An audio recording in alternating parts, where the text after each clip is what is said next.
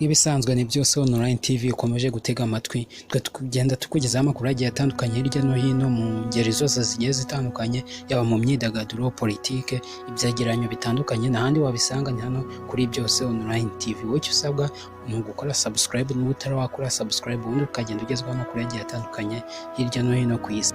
Uyu munsi rero tukuzaniye inkuru yo mu myidagaduro, aho Rudeboy yavuze ko yifuza gukorana indirimbo na Meddy, anahishura urukumbuzi afitiye abanyarwandakazi.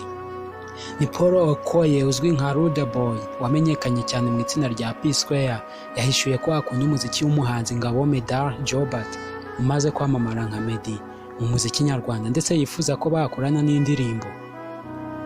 Uyu muhanzi uherutse gutaramira mu Rwanda mu gitaramo cya Ama Awards muri 2018 yahishuye ko yifuza gukorana indirimbo n'umuhanzi w'umunyarwanda Meddy umaze kwinjiza izina rye mu Banyanigeria, by'umwihariko kubera indirimbo ye Slowly yakunzwe mu bihugu bitandukanye. Ibi uyu mugabo yabivugiye mu kiganiro cyari yagiranye na radio ya B&B FM Umwezi. Avuga kuri Meddy, Rudeboy yari yabajijwe niba haba hari umuhanzi w'umunyarwanda azi. Mu gusubiza yahisemo guhita aririmba indirimbo yitwa Slowly ya Meddy. Arangije kuyiririmba yagize ati, uyu ni umusore wanjye, ndamukunda cyane, nkunda uko ameze, turavugana cyane kuri telefone ndetse n'indirimbo ze ni nziza. Mu by'ukuri iyi ndirimbo ye yaramenyekanye cyane hano muri Nigeria. Ikindi navuga ni uko igihe yakwifuza ko dukorana indirimbo, njye nditeguye rwose. Ubwo yari abajijwe ikintu akumbuye mu Rwanda ntiyigeze azuyaza, yahise avuga ko mu bintu akumbuye harimo n'abanyarwandakazi. Yagize ati, burase si abagore, abakobwa bo mu Rwanda ni beza cyane, ariko n'u Rwanda muri rusange ni rwiza. Nkumbuye ijoro ryo mu Rwanda kuko urebye neza ibintu byaho biba biteguye neza cyane.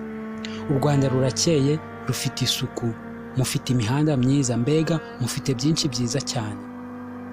Si Rudeboy gusa mu byamamare mu muziki wo muri Nigeria uhishuye ko yifuza gukorana indirimbo na Meddy, kuko mu Kwakira 2019 Patola King yavugiye mu Rwanda ko bakoranye indirimbo ariko itarasohoka.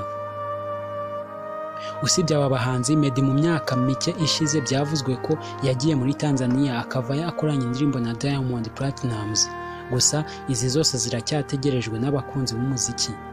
Paul Okoye ni umwe mu bahanzi bakomeye muri Nigeria usigaye wiyita Rudeboy mu muziki nyuma yo gutandukana n'impanga ye Peter Okoye baririmbanaga mu itsinda rya P-Square. Iyi ni byose online TV, kora subscribe niba utari wakora subscribe ubundi ugenda ugezwaho amakuru agiye atandukanye. Kora likes, ukore share ndetse unaduhe igitekerezo cyawe muri comment, ubundi dukomeze kubana mu tugenda tukugezaho buri munsi.